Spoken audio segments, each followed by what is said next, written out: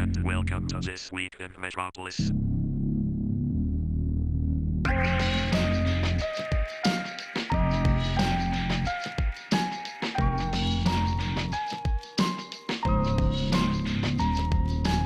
transmission will begin shortly.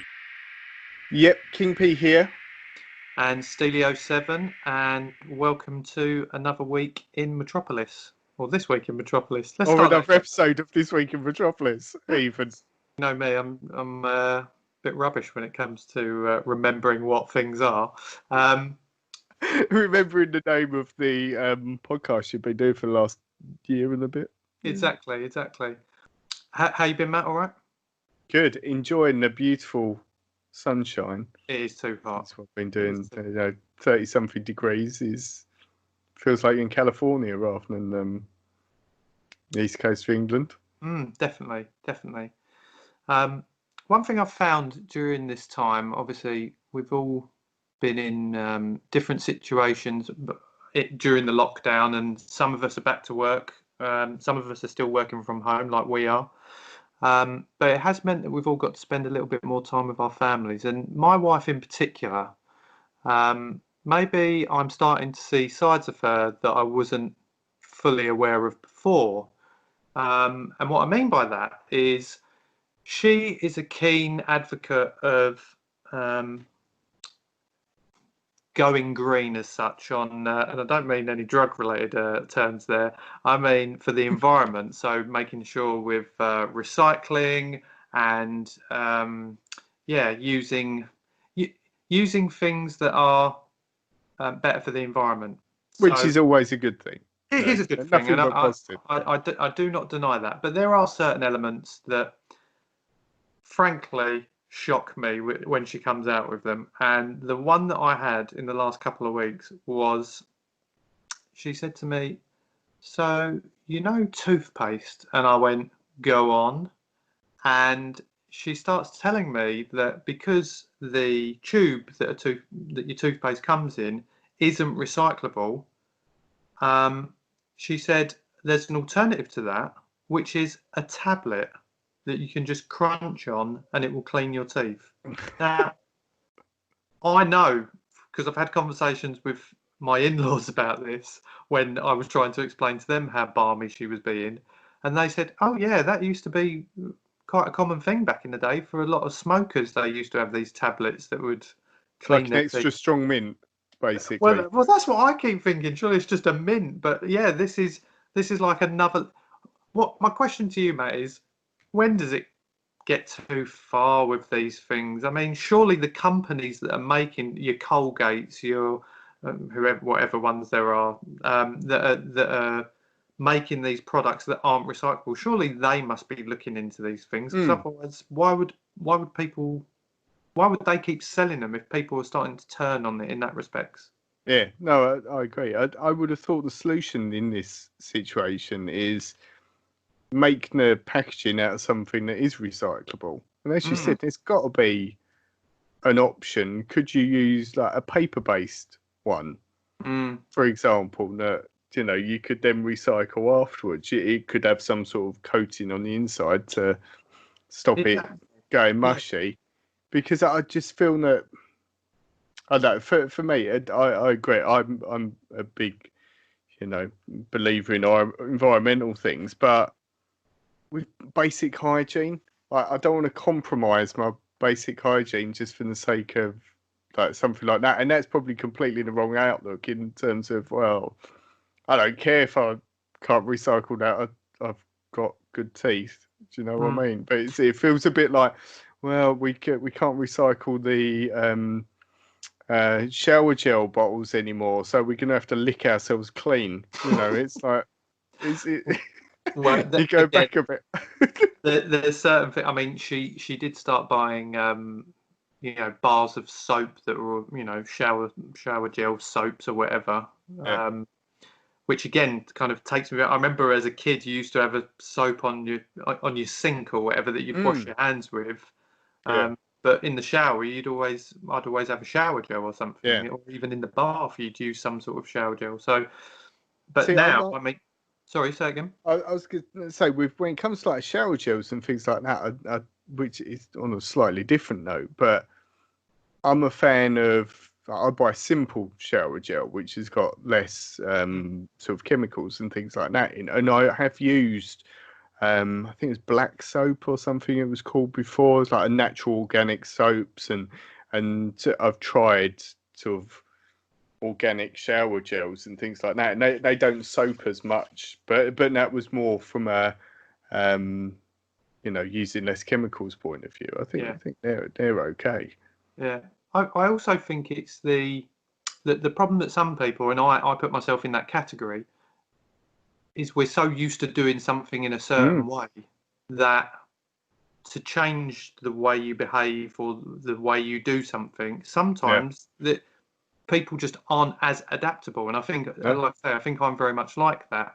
With when our daughter was born this year, my wife decided to use reusable nappies that we put through the wash, and again, it's a completely different. You think, oh yeah, well, pretty straightforward, and I understand the benefits of doing that, but to me, it just seems like such a backdated way of doing things, or an old-fashioned way of doing it. Yeah. The logistics of it are that we use a hell of a lot less nappies by using it that way than the ones that you throw away that just go on to landfill or whatever. Yeah. So I get it, but it's just that adapting and changing the ways that you do things, which I just find fascinating. But for me, there's still certain things, and I mentioned the toothpaste. She hasn't bought these tablets, I'm pleased to announce.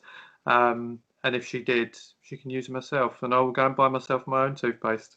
I'd worry with something like that because I think with the nappies, it's like, unfortunately, with a lot of these things, things are designed for convenience, and like with the nappies, it is convenient, isn't it? Having raised two children and have been through that, and the ability you're out and you need to change nappy, and you put it in the bin and you get a new one, and it's amazing, isn't it?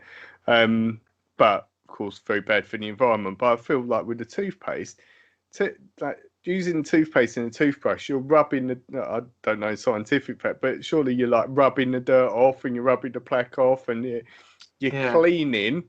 How's a tablet going to do that? Because surely it's only going to go in certain places. Where you're biting, I don't know how it works as a tablet, whether it foams up in your mouth, but there's also, you can also get like a powder, can't you? Have you seen that you can get instead of a toothpaste? So you have like a little tin that's got like a powder in it that I think you rinse your toothpaste, dab it in the powder. I think I've used that in the past. And then use that instead, which I think is supposed to be pretty good, because I think you can get like a charcoal-based one, which is a bit weird and your whole mouth goes black.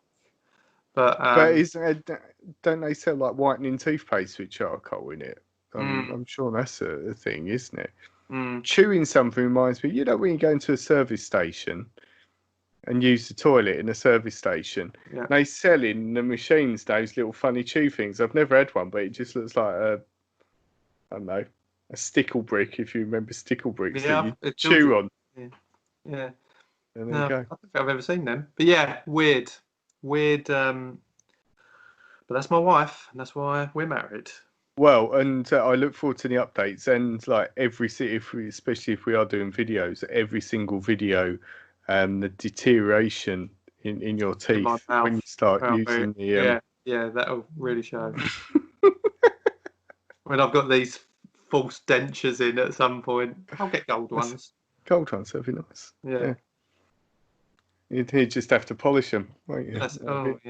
Oh, and I'd probably have to get that in something that's fully recyclable. Yeah. Changing gears slightly. Have you seen the this? I think it was it the end of last week? It might have been the beginning of this. I can't remember what day it was now. But Instagram have now brought out their own rip-off version of TikTok called Reels. Yes. I was hounded by it when I switched on whatever particular day it was, and it kept coming up, and I thought, God, I don't want to use it. But even after it, I couldn't find out where to do it anyway. Well, maybe it's just me being thick, but I could see on there, like you got IGTV and these bits. I couldn't find it. Is it a menu option or? I think it is in your when you go into your stories of Instagram, you can. That's the layout that's changed now, or certainly on Android phones it has. But I mean, I got sent TikTok videos to watch by friends. I think you might have even been in a TikTok video that you done with your family, but I did. yeah, shame on you. However, when I say shame on you, it's another trend. It's certainly taken off. I'm not as keen on getting into it. I feel like it's just going to be a phase, and then it'll probably die away somewhere quietly. But Instagram or Facebook, who obviously own Instagram, they're getting on board with it and trying to do the same thing. What are your thoughts? I think it's very hard with these companies. You've seen it quite a lot with different things. But I get why Instagram wants to do it. And to be honest, Facebook owned Instagram. Facebook bought Instagram because it was stealing some of their territory. It bought WhatsApp because it was stealing some of its territory. It tried to buy Snapchat, but couldn't. And they refused, and then it added stories, which was like the competitor to Snapchat. So no, like they've been doing it for years. But I think like TikTok has just had a huge growth, hasn't it? And there's like billions and billions of people or whatever that use it, and it's just I don't know. I don't know how. Whether someone would see it as I'm not a big I'm not a TikTok user. My son uses it, but even seeing like the only things that I see on it, and I think that's pretty cool, are the dance things, and it's cool from I think it's quite engaging, especially with children in that. There'll be a popular song and there's this dance and they can learn the dance and things like that. I think that's quite good. But when you see so many other stuff, it's like when YouTube still suffers from it now, when people are sort of growing their presence on YouTube and they were just doing the cheapest thing, just like clickbait stuff. Yeah. And that's what it feels like on TikTok. It's just like this constant bombardment of, oh, I'm doing something stupid, or I don't know, look at me, I've filled my house with baked beans, or it's like this stupid thing. Yeah, But maybe I'm old. Yeah, now I've got 1 million views, but now what am I going to do?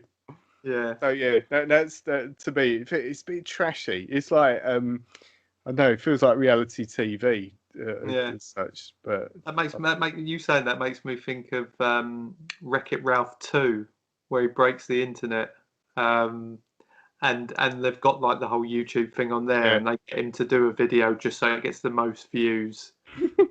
him getting angry or getting just makes me think of that. Exactly.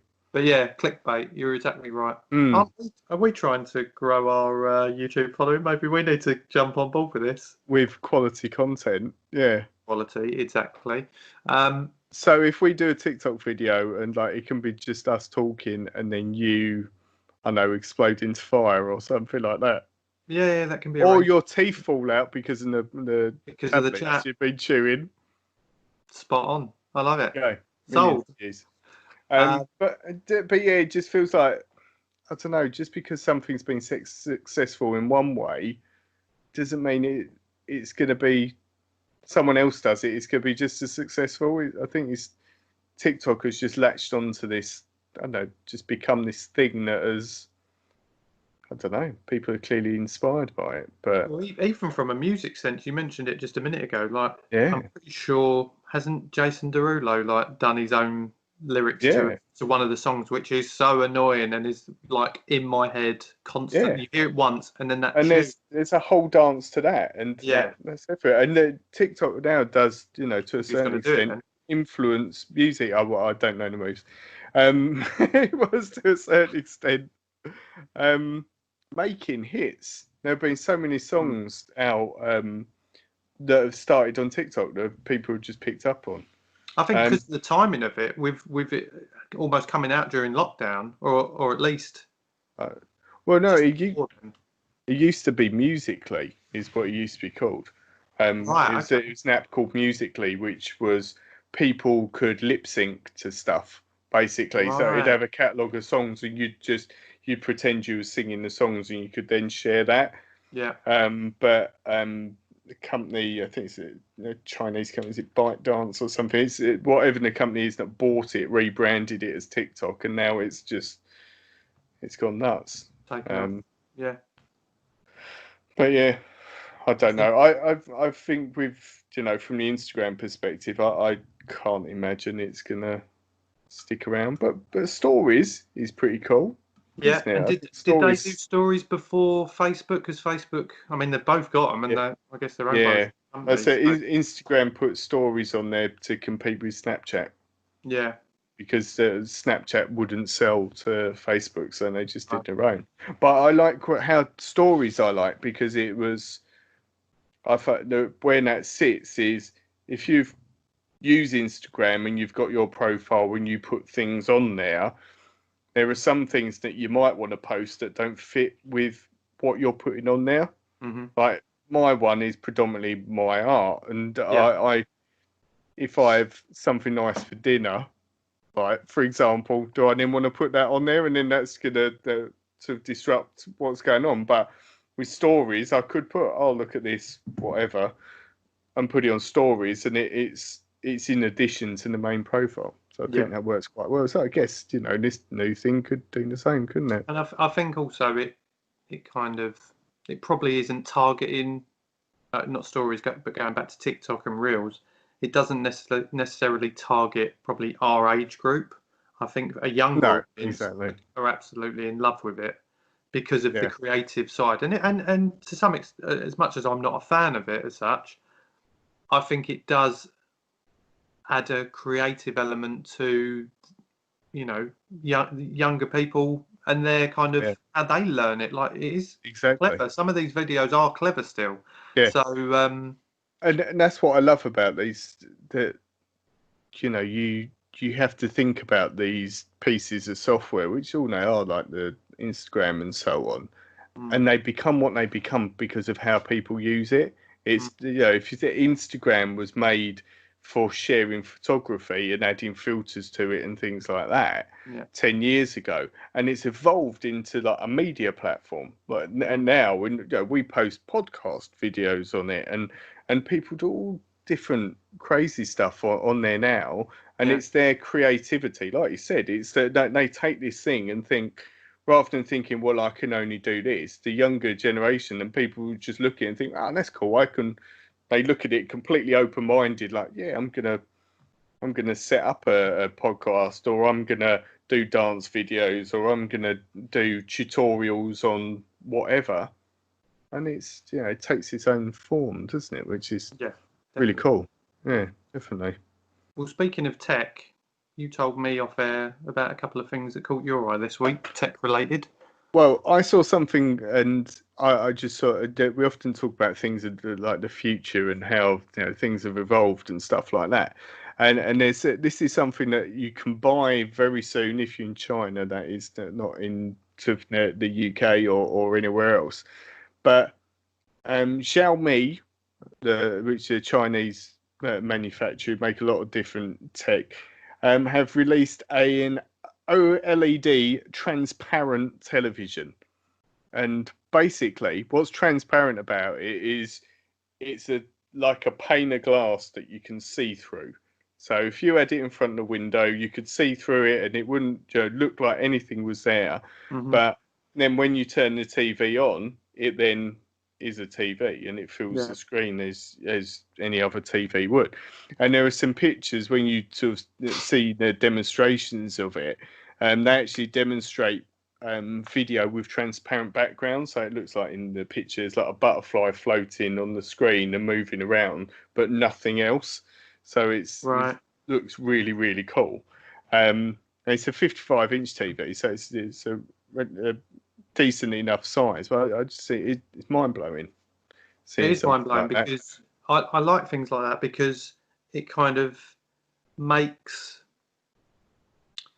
makes your room feel bigger probably as well, Mm, where it doesn't feel like it's cluttering up an area in your house or whatever. I mean, Yeah. I know you've got your TV mounted to the wall, which I would love to do with mine, but I've just got too many other things connected to it, and I'm sure I could if I wanted to, but it just wouldn't work for me in my current home. But even what you've done in yours must create a lot more space. But imagine then not actually being even able to see that, because it's still a distraction when you see something huge pinned to the wall. Yeah. So if you couldn't see it, I'm intrigued to know, and you've seen the article about it.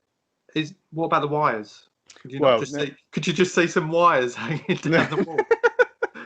What are them wires for? The compromise with it is because they've done a clear screen. Is like some of the thinner TVs you can get now. It's got a substantial sort of box at the bottom, right? Which it looks like what Samsung do. Yeah, but this one is attached to it, so they got all the wizardry as such inside of it. But I was watching a video about this because I think LG make. I don't know whether LG make the panels or LG.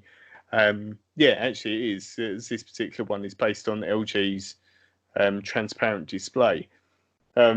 What they said is a lot of the display is because you have a backlight. Right. So in normal TVs, you have to have a certain amount of stuff to create the backlight. Whereas with this, whatever technology it is, I think it's the OLED aspect of it. It generates its own sort of backlight.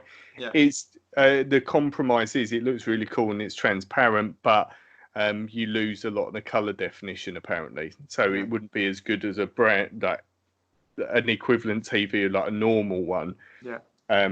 It just depends whether you want a clear TV or not. Really. I've got an OLED, and the lighting on that is the pitch quality is just another level. But then I just went from a normal HD television up to a 4K OLED, and that's I guess it's like going from a Mini to a Ferrari. I guess it's even having bought a new monitor recently. And sort of having a 1080p IPS monitor from this year compared to my old monitor, which is, I think that was from 2011, still 1080p. Like the color balance on it is just worlds apart. You see them on the new monitor and think, oh right, that's what that color is. But then you see them in comparison. It's sort of it's got a bit of a tint to it. It's the only way I'd describe it. It's just not quite right. But you got the thing is because they're always developing new technology. Like you and I have got new TVs and like you say, you've got a new monitor and up to date phones and things like that. They're always going to be kind of 2 years ahead, probably in the factories making the newer stuff or in the testing labs and all that, where something's going to come out in a year or two that's just going to blow what we've got out of the water, and it's hard to keep up with it really. So you just need to have something that you're going to benefit. I mean, my last TV I must have had for like 8 to 9 years. So I hope that this one isn't. I hope that technology is not going to go on so fast that my one that I've recently got is then going to be substandard for whatever's coming. Do you know what I mean? Yeah, definitely. I think the good thing is it always means that, or not always means, but now we're at the point where the base level of sort of technology is so good. You're not compromised. No, it's not like you going from a CRT TV to a 4K OLED. It's not that sort of different. It's you look at even that. My old monitor, I'd use it in a dual screen setup now, so I've still got my old monitor. Looking at it, it still looks great, but in comparison, you think, oh. But I love that with this transparent thing. Just a note on the cost, the prohibitive thing. Again, like you said, it's brand new technology. It'll cost you around $7,000 for a 55-inch TV. Wow. Which I mean, the equivalent you could buy for easily less than $1,000, probably, couldn't you? Yeah. But what I was thinking, looking at the transparent thing, imagine if they start making phones with that technology. Yeah. So you're getting sort of bezel-less all the time and sort of things like that. Imagine if it just had sort of like a little block at the bottom and the rest of it was transparent or something like that.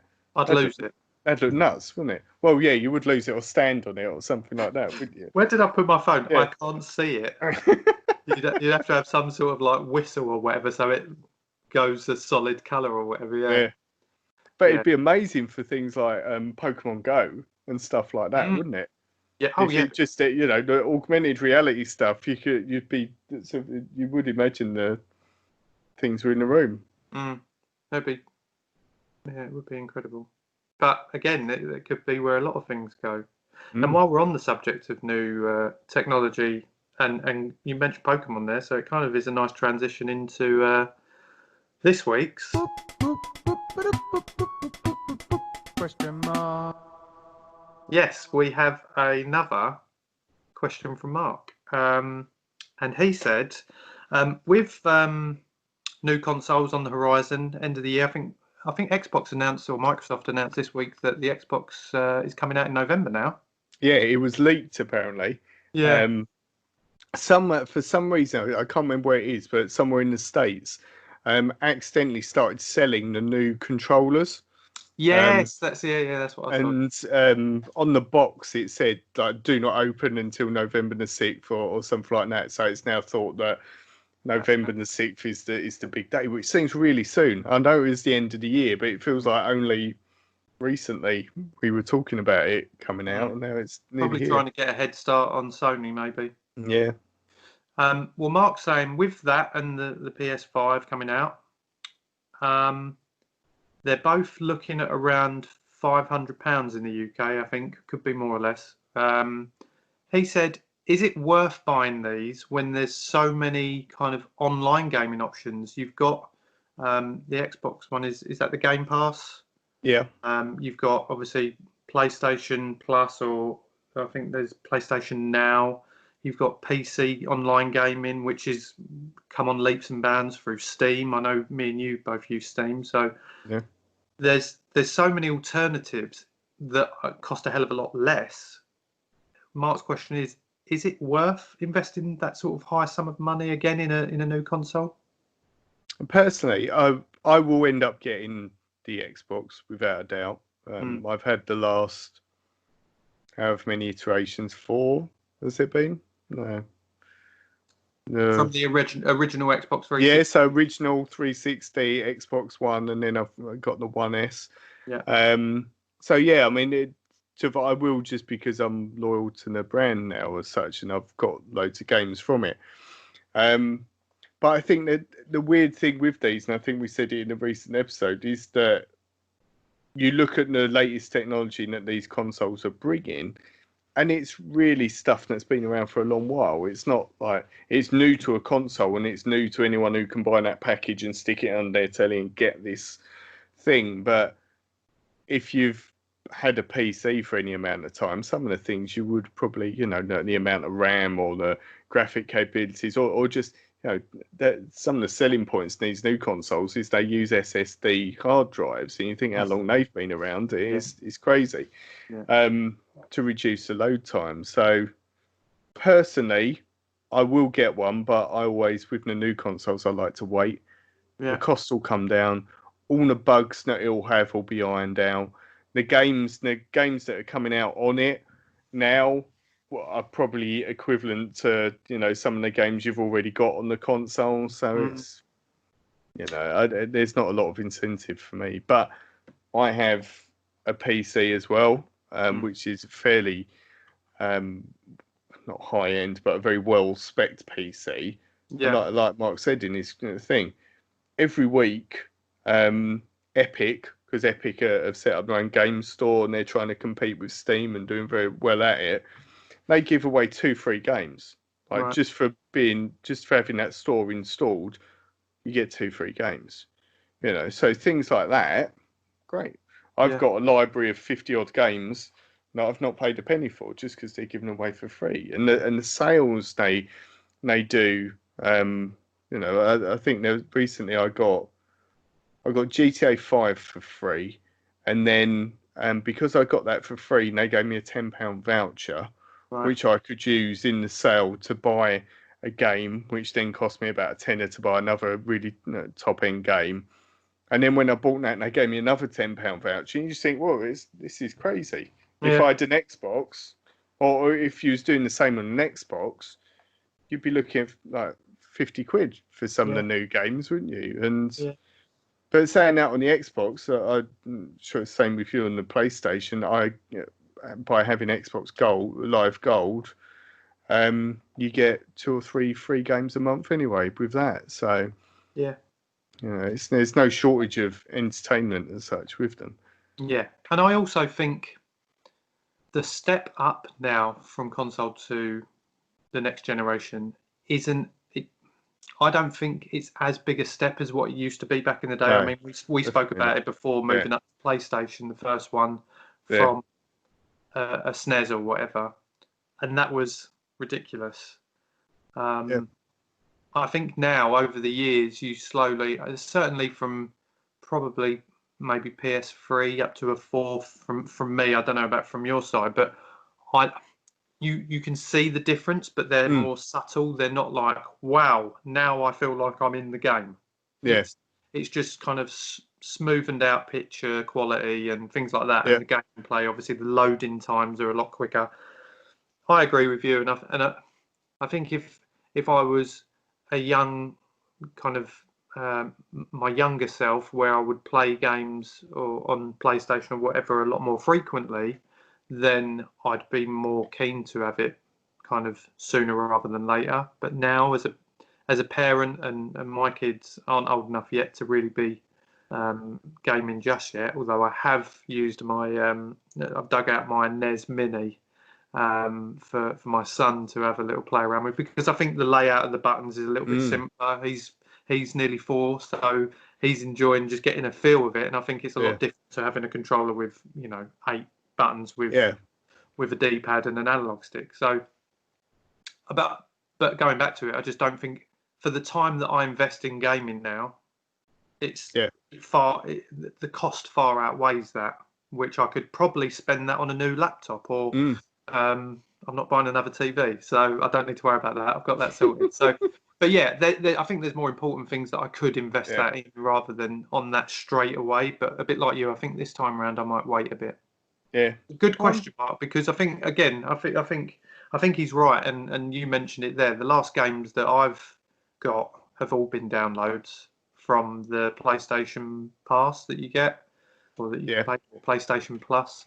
So and they've had some really good ones to download. So it's and that's it. The games they give away for free now aren't terrible games, but it depends how fussy you are, and if you're the kind of person that wants all the latest games, and that sort of thing is great for you. But if you're happy with playing a really good game that's maybe like 6 to 18 months old, and you can get it for free. It's absolutely amazing, isn't it? What was interesting, just to add, two things, one about the PlayStation, one about the Xbox.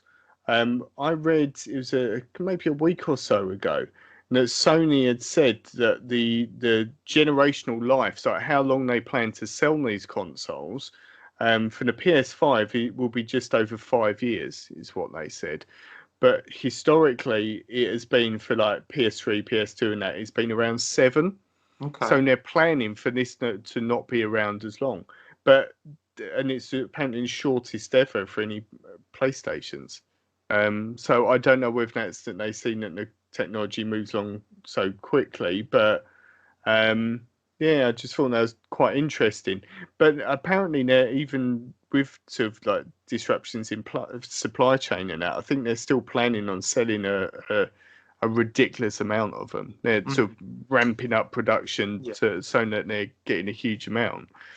But on an Xbox front, the other thing sort of related to what we were just talking about, they recently discontinued Xbox Live Gold for 12 months. So you could normally buy them for, I think it was like a month, 3 months, 6 months, 12 months.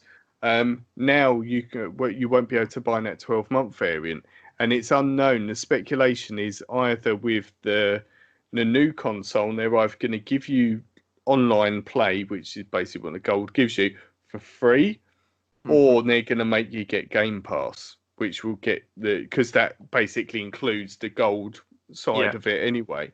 Right. So they'll either be really generous to corner the market, or they'll completely screw you financially to get it. So it'll be interesting seeing what That is way that interesting. goes. That is Yeah, interesting because you could unsettle a lot of kind of yeah, loyal like Microsoft fans, and I think yeah. as much as I mean, I'll play on an Xbox if there's one to play. You know, if I went round your house, I wouldn't be like, oh, I can't play this. No. But you know, people are very kind of loyal to the brands. I think that they stick with. I've been PlayStation, yeah, since the birth of PlayStation. So Yeah, and I think that could, you know, if they'd done that with PlayStation, I mean, I always get 12-month PlayStation Plus.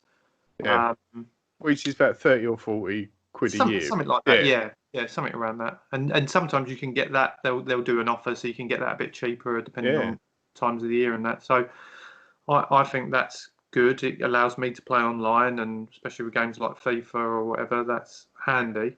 FIFA update, by the way, I've not played it now. I've not played FIFA. This is like I sound like an alcoholic here or a drug addict who's gone clean for a period of time. I've not played it now since oh God, probably at least 3 months, I reckon. Dude, wow. I'm doing really well. I'm doing really well. It's one day at a time. Yeah, But which you have played 16 hours of Football Manager every single day during this period. Yeah. okay. Moving on. So, well, to finish up, I think just something interesting that I saw, well, I found it very interesting. However, there's a bit of a plot twist to it. Um, there is one remaining Blockbuster video in the world, like a physical store. Where is The this? brand that's in a place called Bend, in Bend in Oregon, in Okay. sort of northwest of America, which is a store that still rents videos and still rents physical sort of media from the local community, and I think the sort of particularly it's kept going by the local residents. They didn't want it to close, and they like the experience still of this store. But for charity, the manager of the Blockbuster has decided to make it available to rent on Airbnb. So you'd have access to the store overnight. It's the one night you can rent it for. And they've set up in part of the store, and they've recreated a sort of 90s style living room. So you've got your carpet, you've got a sofa bed, which will convert, and you've got sort of like a retro duvet and stuff. You've got an entertainment thing with a big square TV, sort of rather Like the than old box ones. like a modern TV with separate VHS and DVD player and all Yeah. that sort of stuff. Yeah, and which I think is pretty cool. The way they've sort of recreated this is pretty cool, and I like the idea of having the retro snacks and things like that for your stay. So yeah, if you wanted to rent it, it's September the 18th, 19th, and 20th apparently.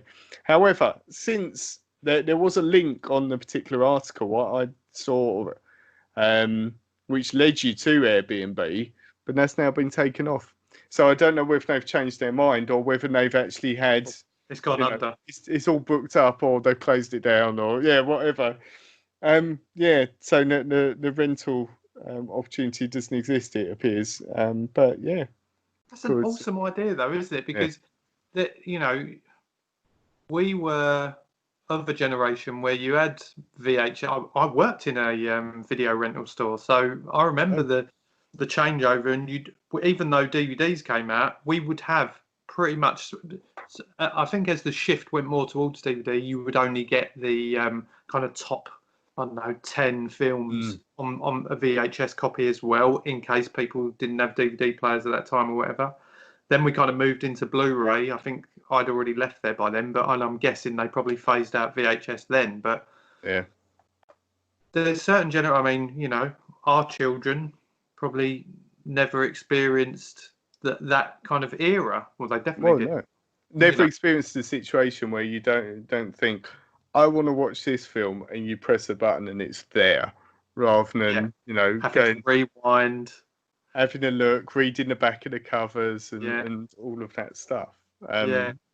So And yeah, it gives, even just the whole recording on a VHS and things like that. Mhm. I mean, it used to be, just what a mad scenario that was when you think about it in today. But again, I mean, we've talked a lot about technology on today's show, and it just says it all really, where they're bringing back some of these older things from Yeah. our lifetime as an experience now. Mm, I think it's yeah. pretty cool.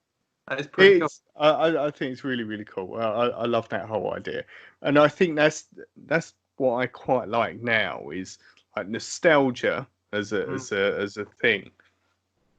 You see it in adverts, and you see like characters like turtles or whatever popping up in stuff. But I think there's so much opportunity now that, like with that blockbuster, is, as you said, you create an experience out of it. Why Yeah. shouldn't you be able to, you can look at a book, or you can look at a website where, oh, I remember that or whatever. Wouldn't it be cool to experience, be in that place or whatever? Yeah. It's, yeah, And amazing stuff. maybe with everything that's going on now, in 30 years' time, people might have an experience where they go and work in an office rather than from their Exactly. home. Yeah, Imagine that. that'd be mind blowing, wouldn't it? Yeah. Wow. Well, that's the end of another enlightening episode of This Week in Metropolis. I hope you enjoyed it. Yeah, we certainly did. I think we've had We certainly did. had a good time talking about things today. Our new website, well, our first official website, is up and running. So you can find all the links for our social media and for where our podcast is and the various platforms if you look for www.thisweekinmetropolis.com. That's where we are. Go and check it out. Also, thanks again last week. If you haven't checked it out already, go and listen to last week's show where we had Adam Wheeler on from the Secret Protectors comic. He kindly, Matt, sent you and I a copy of his favourite, The Sopranos, season 1. Which is amazing. Thank you so much for that. Yeah, thank you, Adam. And it's on Appreciate it. DVD, so I haven't got, nostalgic. I haven't got to dust out the VHS. He wasn't that cruel to us. But thanks, Ad. Much appreciated. Him and Ben have started their Indiegogo fundraising campaign. So go and check that out as well. But yeah, thanks again for listening. Last episode of the series next week. And then we'll be taking a little break. Yeah, little break, and then we'll be back for season 3. But we will speak to you again next week. Goodbye.